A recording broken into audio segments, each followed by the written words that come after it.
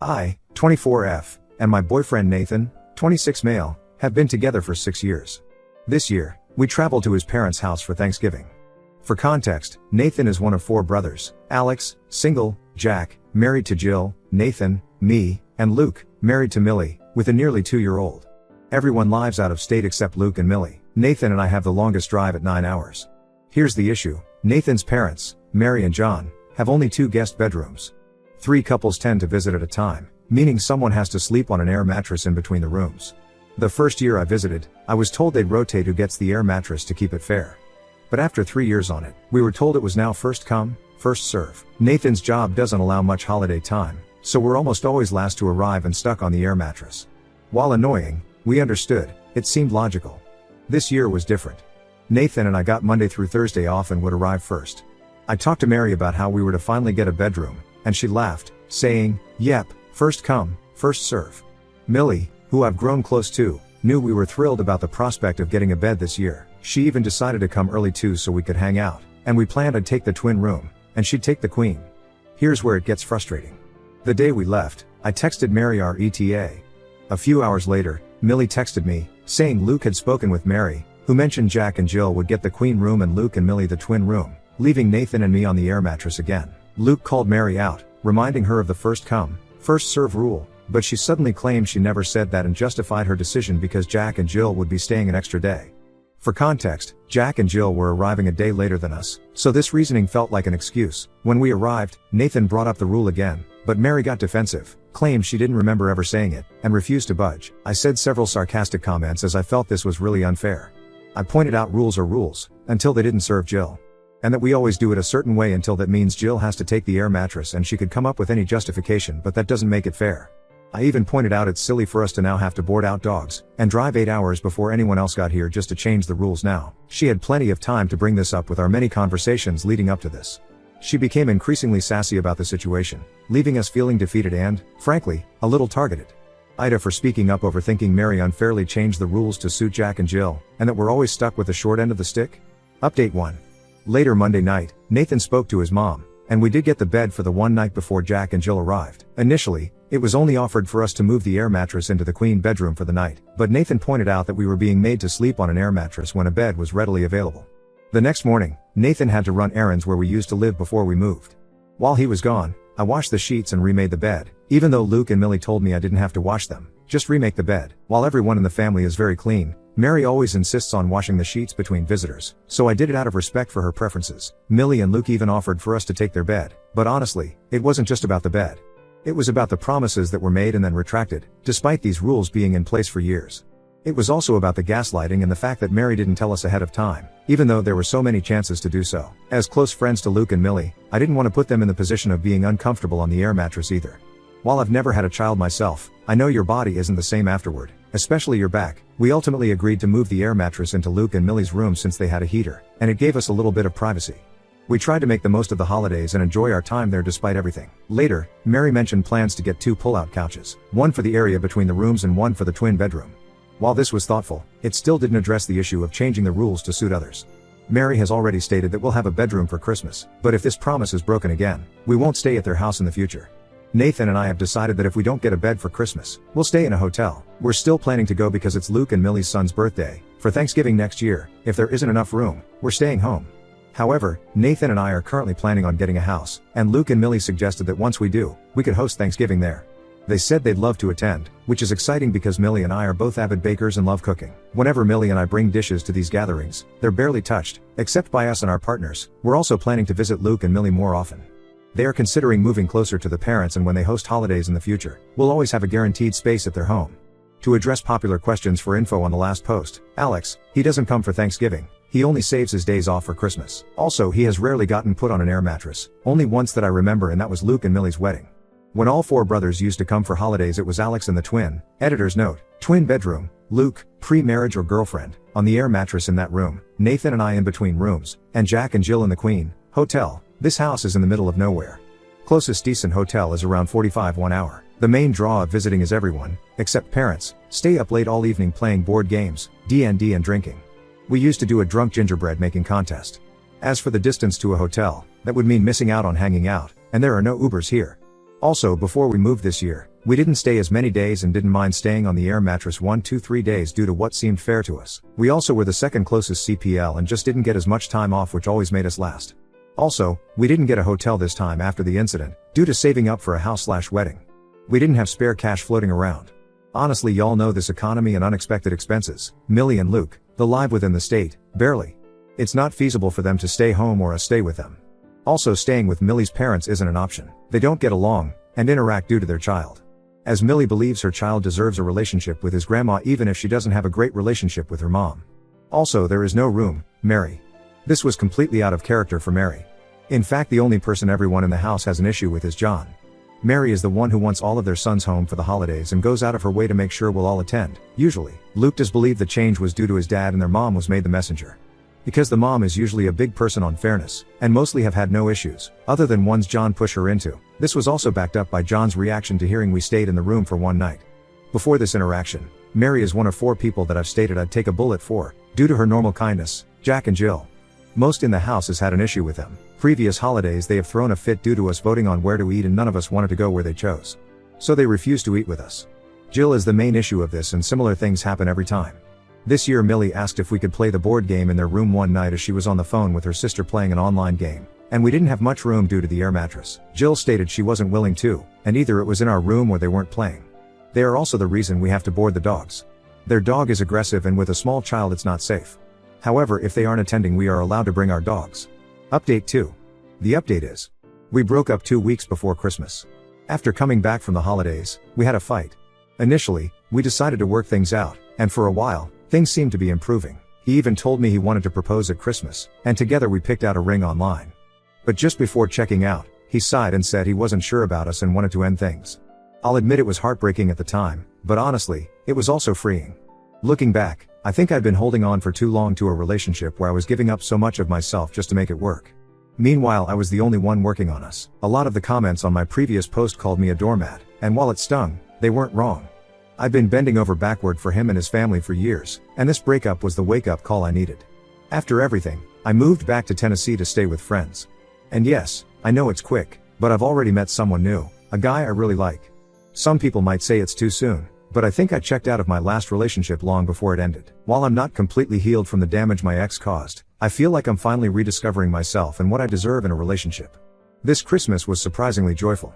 I spent Christmas Eve with my friends, my new boyfriend, and even got to meet his mom. On Christmas Day, he came with me to meet my family, and it was one of the best holidays I've had in years. But, girl, come on. You're going to go from not being able to stand up for yourself and bending over backwards for a family/your almost fiancé, and we're picking out rings when you say you were already checked out of the relationship, into another relationship? Why are you so scared of being alone?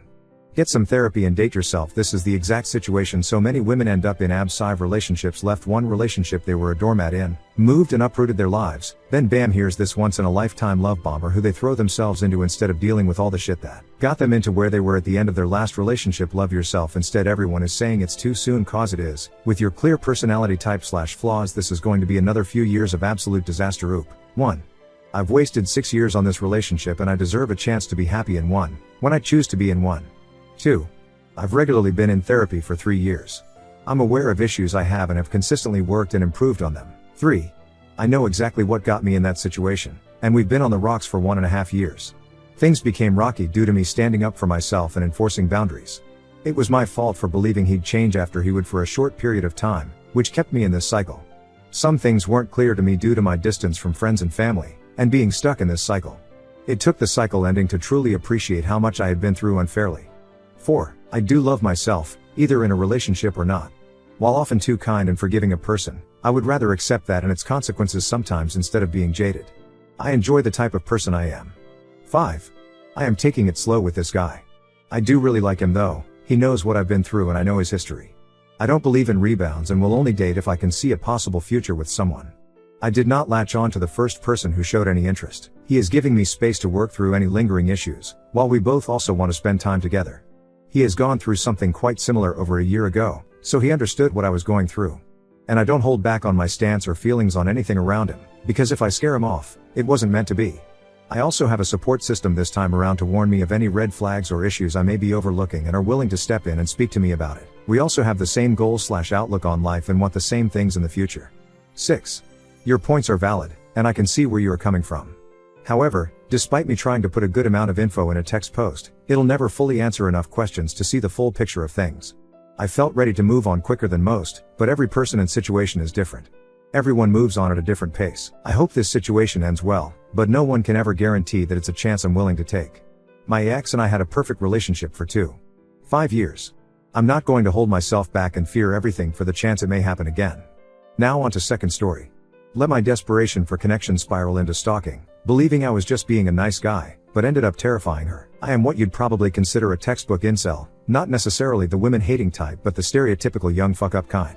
Socially inept, sexually and socially frustrated, immature, no talents, no friends, no job, barely scraping by, never had a GF yada yada, you get the picture.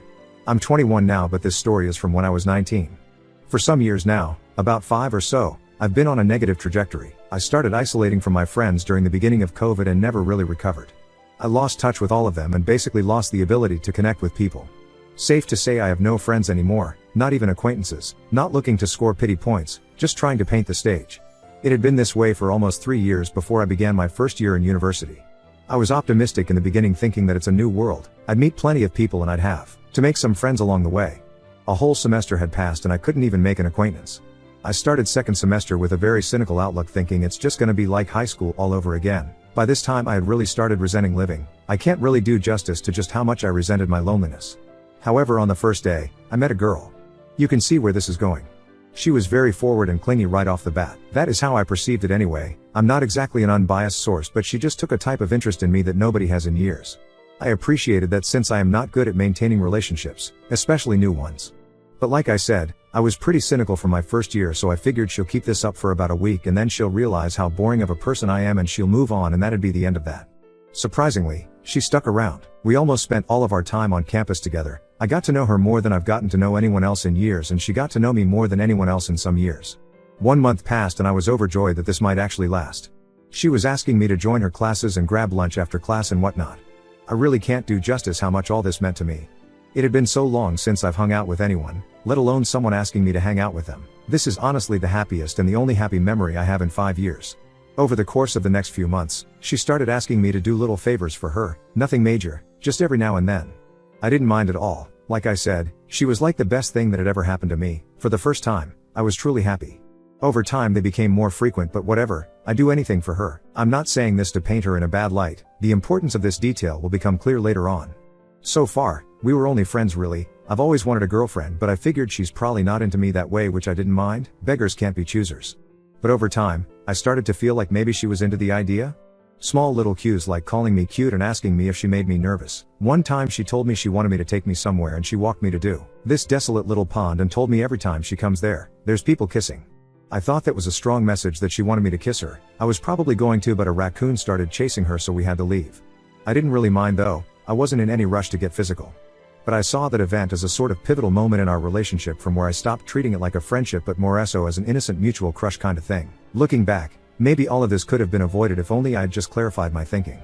Regardless, months went by and I fell harder and harder for her. We were talking every day. I'd go as far as to say, we were close friends at the very least. I had never been so happy in my life. I didn't even know it was possible for me to be so happy. I wanted to make it official before the semester ended, since we wouldn't see each other during the break as we lived in different cities. But life got in the way and she couldn't meet me. I asked her to stay after the exam so I could tell her, but she said she had to go home.